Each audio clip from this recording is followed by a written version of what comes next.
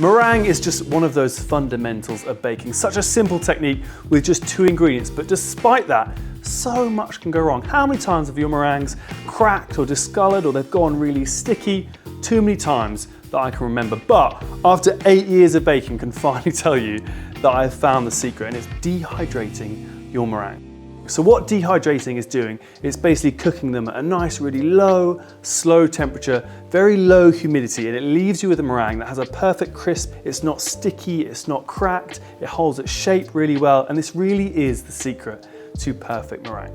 So I've got a French meringue here, very classic. This is just literally 1 part egg whites, 1 part sugar, and I've whipped it to a nice stiff peak, which I won't put over the top of my head like most people would do. And what we're gonna do is we're gonna turn it into a French Swiss meringue. So we're gonna take some icing sugar and we're literally just gonna sift this over the top, and we're gonna fold it through with a spatula until we have a nice smooth meringue.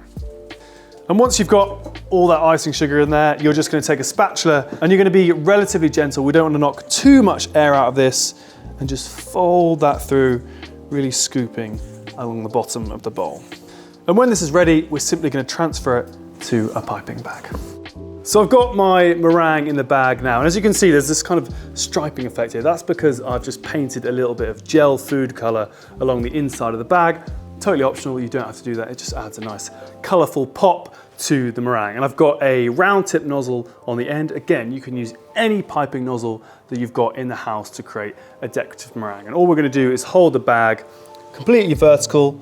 We're gonna apply even pressure, squeeze, stop, and very gently pull up, like that. You should get a very nice soft peak to your meringue. And you're just gonna repeat that all the way along. You can make the meringues as big or as small as you want.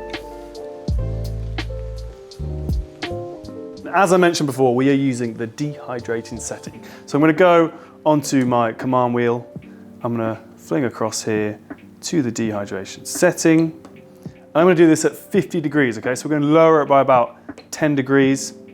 Press that in, hit start. Put these into the oven. I'm gonna slide them onto the middle shelf. I'm gonna set a 4-hour timer.